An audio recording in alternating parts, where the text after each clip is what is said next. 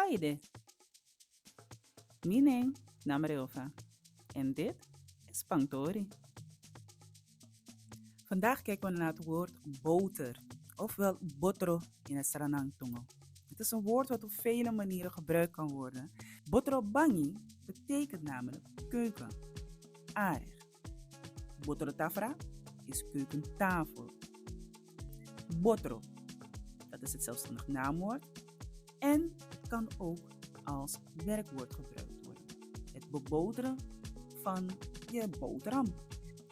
Maar het kan ook omschreven worden als iets wat we niet graag zien bij kleine jonge kinderen wanneer ze aan het spelen zijn of wanneer ze net hebben gehuild. En dat is botronoso. Dan hebben we het over neus, slijm. Sla deze video op zodat je er altijd mee kan oefenen en bezoek de Spangtori website om meer en beter Sranang-tongo te leren. Volgende keer zie ik je graag weer terug bij Spangtori en Tamboen.